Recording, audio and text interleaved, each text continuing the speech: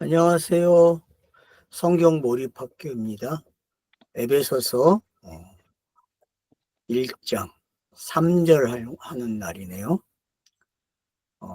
서론과 1절, 2절을 통해서 우리는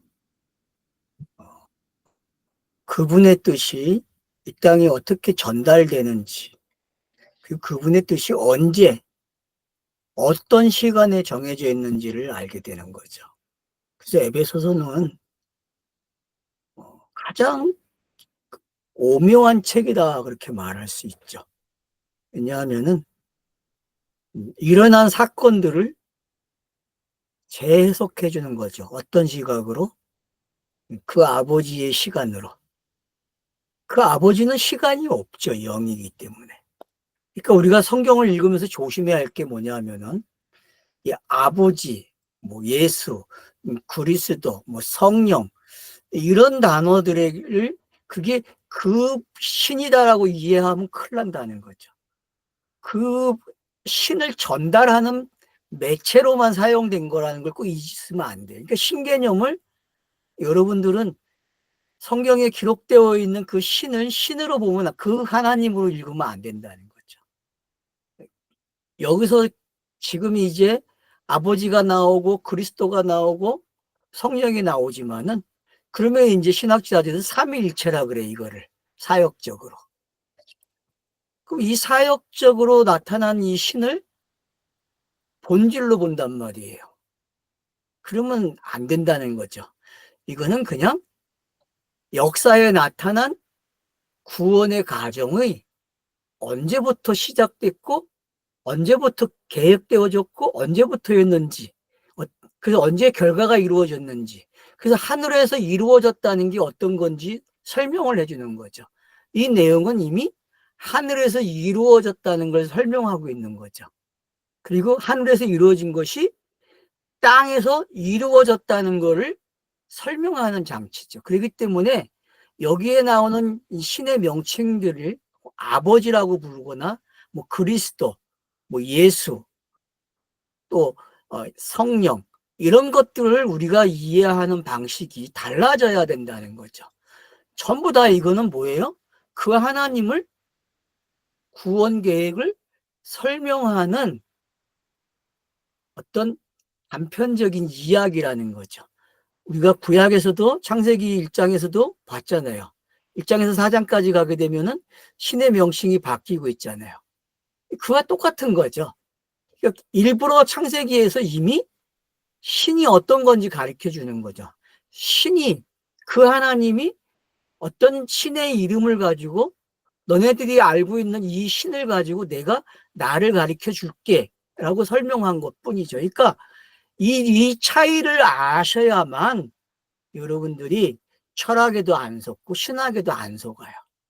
그 하나님이 어떤 분인지는 제가 성경을 계속 읽으라고 말하는 것은 신학도 아니고 철학도 아니고 내 자아의 개념도 아닌 성경이 성경을 해석해 주는 방법으로 그 하나님을 배워야 한다는 거죠.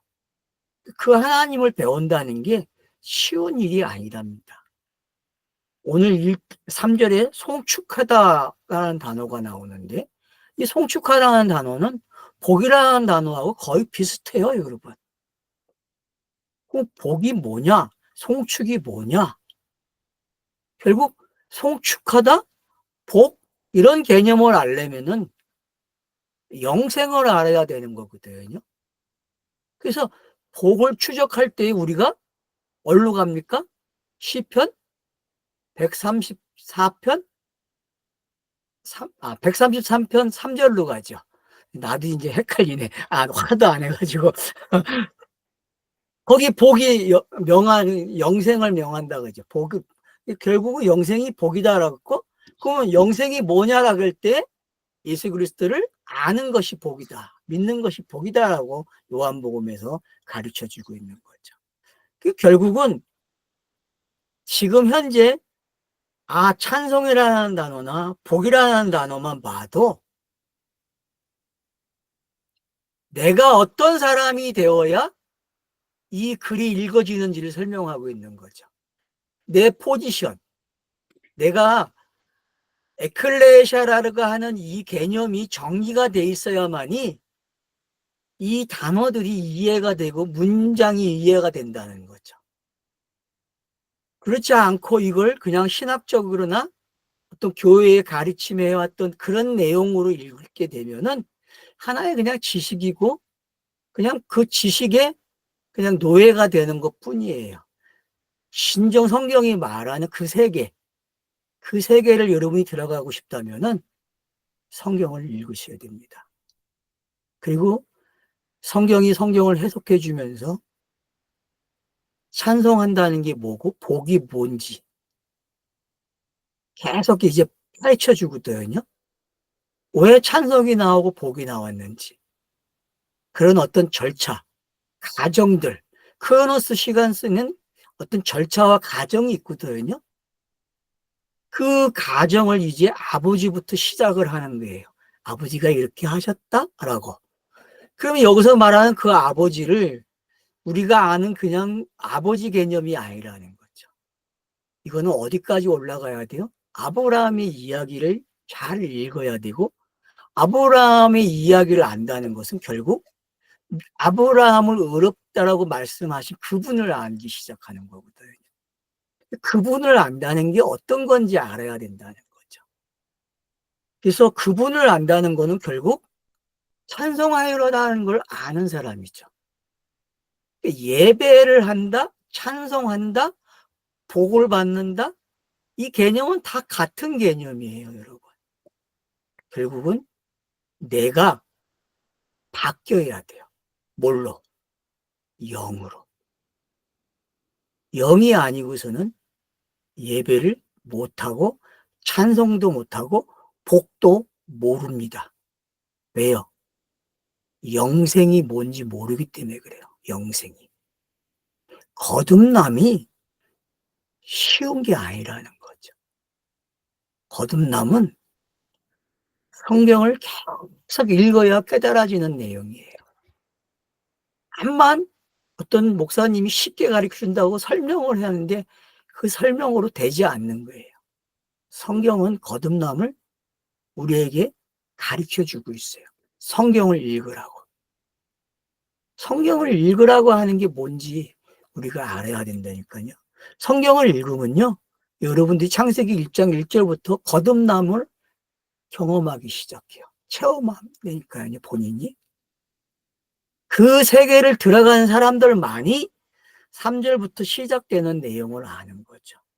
다시 말해서 1절과 2절에 있는 1절에서 거룩한 자들, 신실한 자들이라고 했잖아요. 에베소서에 있는 이 거룩한 자들, 신실한 자들만이 알아듣는 내용이라니까요. 3절에 나오는 내용은. 그러니까 기존의 교회에서 배웠고 뭐 암송을 하고 이런 하나님이라고 배운 거, 여러분 그거 가지고 하나님, 그 하나님을 안다 말하지 마세요. 그 하나님은요, 금방도 하기 전에 AI가 아주 잘 가르쳐 준다고 이야기하더라고요. 신학적으로나 철학적으로. 여러분, 그 한번 책복을 가지고 한번 해보세요. 걔네들이 말해주는 게 아마 여러분의 목사님보다 나을 수도 있어요. 걔네들이 가르쳐 주는 지식이. 그런 세상에서 살고 있는데, 그러면 성경의 저자들이 지금의 세계를 몰랐을까요? 이런 세상을? 그 하나님이 몰랐을까요, 여러분? AI가 등장하고 챗복이 등장해가지고 내가 질문을 하면 탁탁 내놔요. 논리적으로 육가 원칙을 사용해서 논문을 제시해 주는데 그것도 또 너무 길면 요약하라면 요약도 해주고 얼마나 멋있는 세상에 살고 있으니까 재미나는 세상에. 그래서 제가 성경을 읽으라는 거예요. AI도 못 가르쳐 주고요. 어떤 선생도 못 가르쳐 주는 거예요. 성경을 읽으셔야 돼요. 성경을 읽으면요, 자기가 거룩한 자고 신실한 자라는 사실을 알게 돼요. 이게 에클레시아의 속성이란 말이에요. 에클레시아만이 3절부터 나오는 이 시작의 단어, 송축한다는 이 단어를 알게 되는 거죠. 하나님, 그리고 우리 주님 예수 그리스도의 아버지는 그리스도 안에서 모든 영적인 복으로 우리에게 복 주신 분으로. 자, 주님 예수 그리스도의 아버지는 그리스도 안에서 일을 하셨대요. 그러니까 성경의 모든 내용은 메시아 이야기가 맞다는 거죠. 그러니까 그분의 뜻의 중심이 뭐다? 그리스도라는 거죠. 그러니까 기둥이 뭐예요? 하늘로 올라가는 기둥. 응? 여러분, 이 기둥이 뭐예요? 이게 예수예요? 그리스도예요? 여러분, 스타로서는 기둥이잖아요. 나무 기둥이잖아요. 어떤 기둥이거든요. 이 기둥이 세워지는 순간 예수가 수명이 끊어져요. 육신의 시간이 끝나고 영으로 올라가는 시간이 되는 거죠. 그래서 제가 누차 이야기하는 거죠. 양성이 없으면 안 된다는 거예요. 양성. 그러니까 기존의 철학적이고 뭐 인습적으로 이해해왔던 인성, 뭐 영과 육을 그걸 성경 읽기에 가져와서 읽으면 안 돼요, 여러분. 성경이 말하는 인성을 이해하셔야 되고 영을 이해하셔야만 지금 그리스도 안에서 되어진 이 영적인 복이 뭔지 알게 되는 거죠. 그리스도 안에서 되어진 이 영적인 복이 도대체 뭐예요? 영생 아닙니까, 영생? 이건 요한복음 가셔야 돼요, 여러분. 요한복음 여러분들이 이번 기회에 한번 쫙 1장부터 21장까지 읽어보세요. 그러면 계속 무슨 얘기예요? 영생을 이야기한다니까요. 영생. 복은 영생이에요. 그러면 누굴 믿는 게 영생이에요? 누구를 아는 게? 예수 그리스도를 아는 게 영생이에요, 여러분. 믿는 게.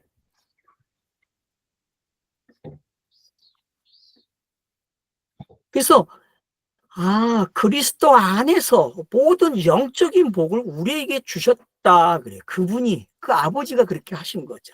그게 하늘에서 이루어진 내용이에요. 하늘에서 이루어졌고 땅에서 이루어진 내용이죠. 그 여러분들은 지금 저와 여러분 양쪽을 다 읽을 수 있어야 돼요. 하늘에서 이루어진 거와 땅에서 이루어진 내용을 둘 다 가지고 있어야 돼요. 그러면은 창세부터 요한계시록까지를 몇 번 읽어야만 이게 이해가 되는 거예요. 그냥 설명을 잘해줘서 이해가 된다? 그건 넌센스입니다. 여러분 그렇게 이해가 되면 안 되죠. 그러니까 그분은 아버지는 누구 안에서 한다? 그게 법칙이죠. 그리스도 안에서 하는 거예요. 그리스도 안에서 복을 우리에게 주셨다 그래요. 그러면은 예수라는 그 인자가 왔을 때의 인자는 복덩어리네. 쉽게 얘기하면 태어나면서 복덩어리죠, 인간들에게. 그러니까 태어나면서 복덩어리예요. 복덩어리.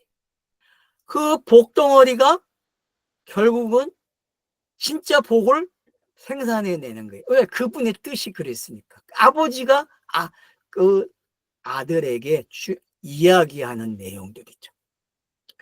그러면서 보세요. 이제 우리를 세상 시작 전에 그래요. 그죠? 세상 시작 전에 뭘 예비했다는 겁니까? 그리스도 안에서 복을 예비했다. 그렇게 이야기한다는 거죠. 3절과 빗대어 보면은.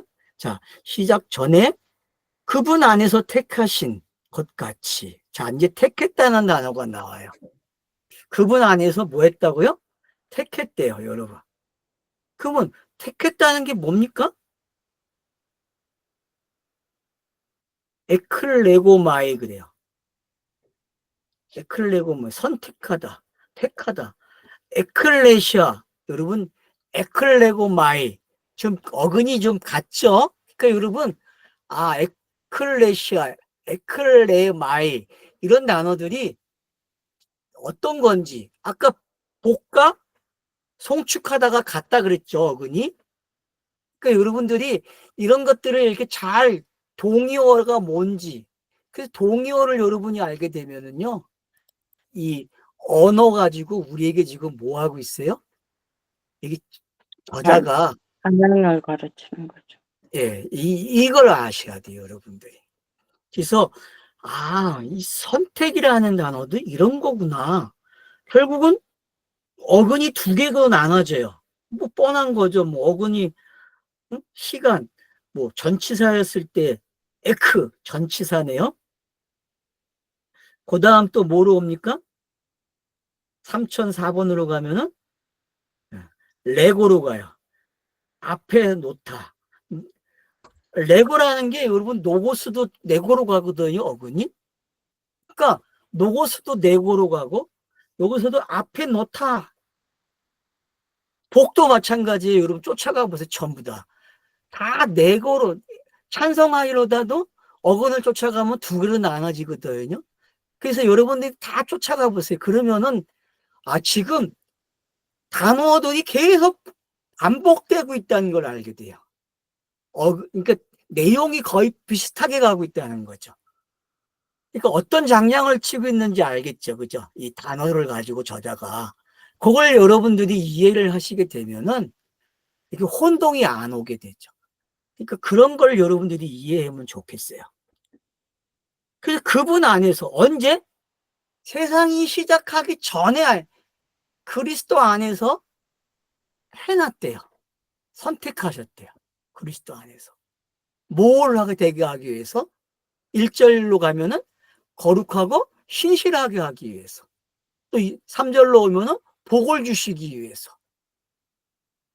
그러니까 에클레시아가 뭔지 이제 알겠죠. 그러니까는 그분의 그 뜻 안에서 그리스도가 어떻게 이 일을 해냈는지 전제되어 있다는 걸.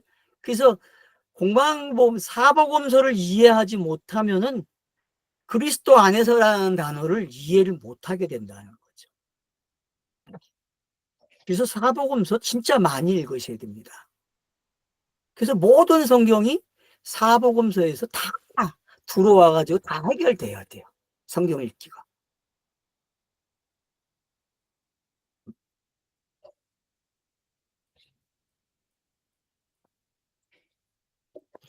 오히려 거룩한 자와 그분 앞에서 사랑해서 흠없는 자 되게 하셨고, 맞죠? 거룩한 자. 그럼 거룩한 자 앞에 있으려면 어떻게 되냐? 흠이 없어야 되거든요. 흠이 없다는 말은 거룩하다는 말이죠. 그래서 1절에 거룩하고 신실하다는 말이 왜 나왔는지 이해가 여러분 더 빨라지는 거예요. 이 단어가 어떤 건지 이해가 되는 거죠. 결국은 이 속성은 누구에게만 있는 속성입니까? 거룩하다, 신실하다. 여러분 이런 단어는요, 제가 그랬잖아요. 공생애가 이루어지는 것, 그분의 뜻이 이루어진 전체의 과정이 일어나는 이 과정들. 그러니까 하늘에서 이루어지고 땅에서 이루어진 이 전체의 과정이 있어야만 땅에서 확인이 되는 거예요. 그분은 신실하고 거룩한 분이야. 그러니까 우리도 그분 앞에 있으려니까 뭐가 돼야 돼요? 흠이 없어야 돼요. 흠이 있으면 안 돼요. 흠이 없다는 거. 여러분, 제사를 지낼 때 어떻게 해야 됩니까? 흠 없는 걸로 해야 되잖아요. 흠이 있으면 제사를 못 돼요. 그러니까 인자 예수는 뭐예요? 흠이 없는 거죠. 흠이 없는 그분이 구속으로 이제 뒤에 나오죠. 그거 읽어봅시다, 그냥. 내가 설명하면 재미없어요. 자, 그래서 이제 사랑 안에서 흠 없는 자 되게 하셨고, 그래요? 그러니까 이제 그분과 연합하는 장면이죠. 그죠? 그분과 하나가 된 거예요. 하나가. 그리스도가 얼마나 중요한지 알겠죠? 그 하나님과 그 아버지와 하나가 되는 거예요, 여러분. 그 다음에 5절 보세요. 그분이 우리를 예수 그리스도를 통하여 그분으로 입양되게 예정하셨다 그래요. 자, 하나는 흠이 없게 하셨다. 창세전에 선택해서. 또 하나는 뭐예요? 이제 입양이 되게 했대요. 양자가 된 거죠, 여러분. 그러면은 보세요. 입양이 됐다는 거는 어떤 건지 아시잖아요, 여러분. 그래서 여러분들이 요셉의 자손들이 야곱에게 입양되죠? 여러분, 요셉의 자손들이 두 아들이 입양이 된다니까 양자가 된단 말이에요. 그러니까 여러분들이 창세기에서 이걸 읽어내야 돼요. 양자되는 게 뭔지. 양자되는 게. 그래서 노아의 축복에서도 보세요. 노아가 저주하는 장면과 셈의 장막에 야벳이 거하는 게 여러분 어떤 건지, 이게 어떤 거예요? 양자되는 이야기거든요. 양자되는 이야기. 그런 것들을 여러분들이 읽어내셔야 돼요. 그런가 하면은 양자되는 이야기가 제자에서도 나타나죠. 사도행전에 보면은 뽑죠. 그죠? 두 사람을 뽑잖아요.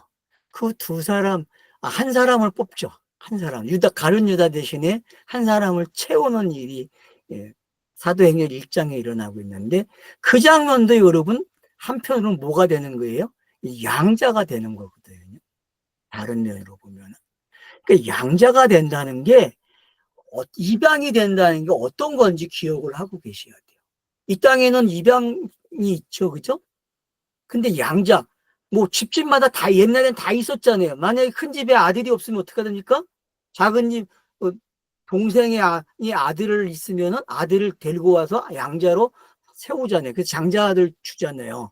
그런 게 뭔지 우리는 알고 있단 말이에요. 성경에서도 그런 게 있다는 걸 우리는 알고 있어요.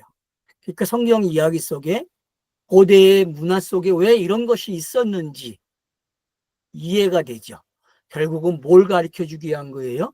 우리가 경험해 오고 이야기, 전달되어 온 모든 이야기들이, 역사 속에 일어난 일들이 결국 뭘 설명하는 거예요? 진짜 이야기를 설명하는 장치였다는 걸 알게 되는 거죠.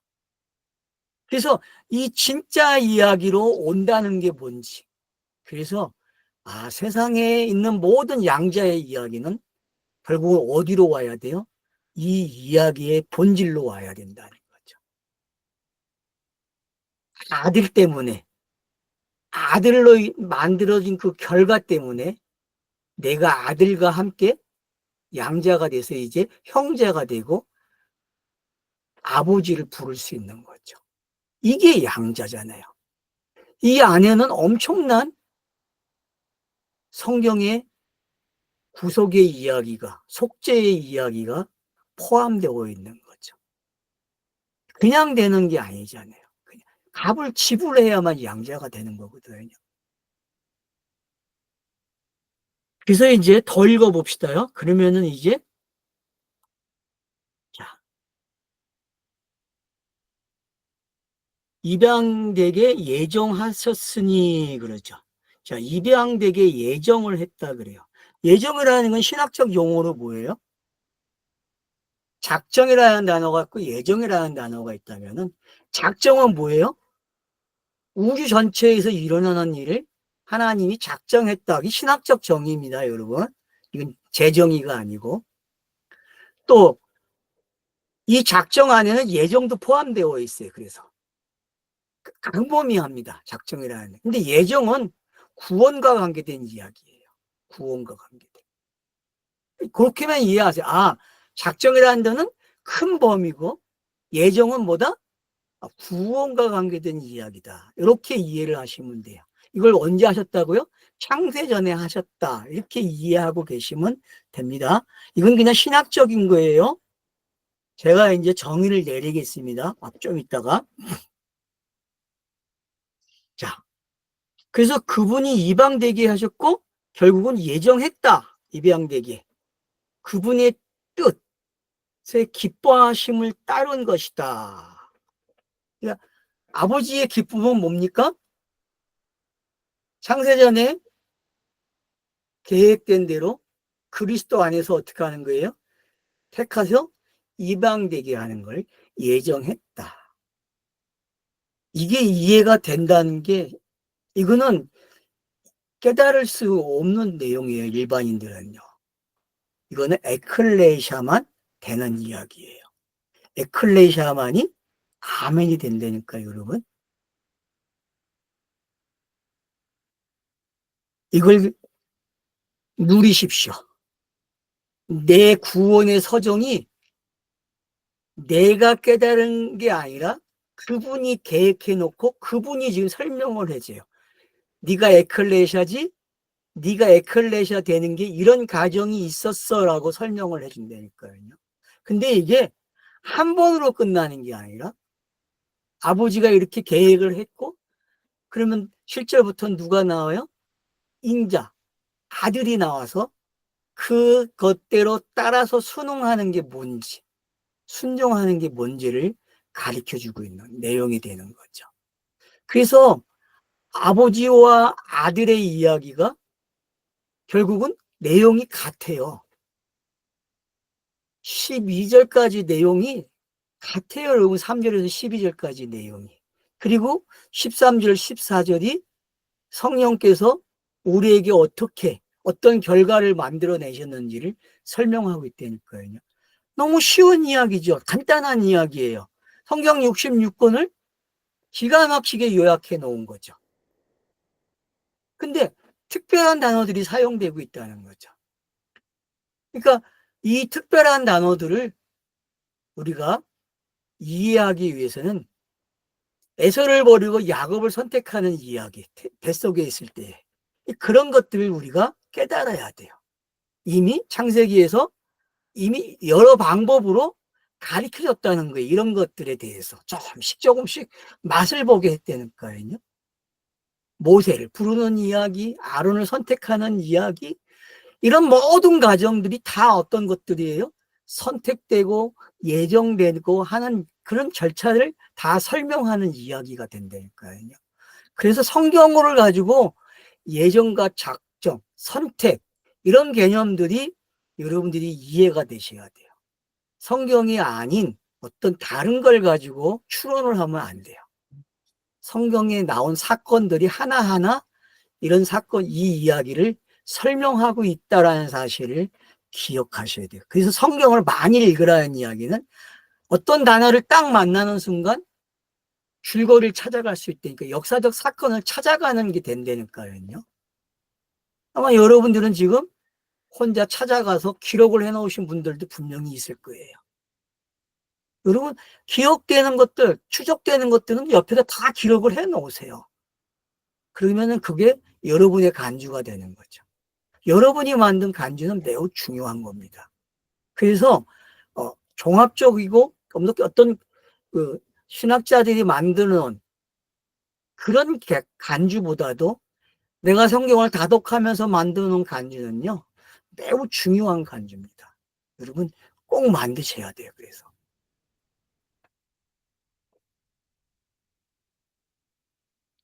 자, 그래서 이제 6절을 보면 이렇게 나와 있습니다. 그분의 은혜의 영광을 찬양하기 위해서 사랑을 받은 자 안에서 우리에게 그 안에서 은혜를 베푸셨다. 그렇죠. 영광을 받기 위해서. 그러니까 시작도 송축하라고 나와 있고 영광을 받기 위해서 찬양하는 게 뭔지. 그래서 그리스도 안에서 선택을 받고 은혜를 받은 사람들, 작정과 예정이 되어 있던 그 사람들이 결국은 그날 찬양을 한다니까. 누구를? 계획하신 분을. 이게 예배잖아요, 여러분. 예배의 내용이 이 내용이 돼야 되죠. 그래서 이 내용은 정말 잊지 못할, 머릿속에서 계속 되새김질 돼야 될 내용이죠. 왜요? 모든 성경을 이 내용 가지고 해석할 수 있기 때문에 그래요. 어떤 사건이든 이 사건을 가지고 다 설명이 되는 단어라는 거죠. 그래서 여기에 나와 있는 이 단어 하나하나를 여러분들이 곱씹으셔야 돼요. 그러면은 성경이 내가 읽어온 것들이 어떻게 합니까? 번뜩 튀어나와서 줄을 그어줘요. 아, 이 사건이지. 이 사건이지. 이 사건이지. 그래서 결국은 은혜가 되는 시간이 뭔지 알게 되는 거죠. 그래서 우리에게는 아버지라는 분이, 그분이, 그 하나님이 아버지라는 걸 통해서 이렇게 그리스도 안에서 하셨다라는 게 어떤 걸 이해한다면은 찬양이 그냥 나오는 거죠. 그분의 영광을 찬송하게 되는 거죠. 왜요? 영광이라는 거는요, 절차가 완성이 돼야만 영광이 드러나는 거예요. 이게 멈춰 있으면 영광이 아니에요, 여러분. 주 예수 그리스도라고 하는 이 단어가 있기 때문에, 완성이 됐기 때문에 하늘의 이야기를 소환해 와서 설명할 수 있는 거예요. 그러니까 미래든 과거든 현재든 소용이 없어요. 성경 읽기에서. 성경 읽기는요, 그냥 영의 시간이에요. 이제부터 여러분은 에클레아시아이기 때문에 영으로 시간을 따져볼 수 있으셔야 돼요. 영속된 시간. 과거도 없고 미래도 없고 지금 이 현존만 있는 게 어떤 건지, 이게 에클레시아의 시간이라는 걸. 그래서 아울러서 많은 것들을 누릴 수 있어요. 이 시간을 마음껏 누리시기를 간절히 바랍니다. 네, 쉬었다 하겠습니다.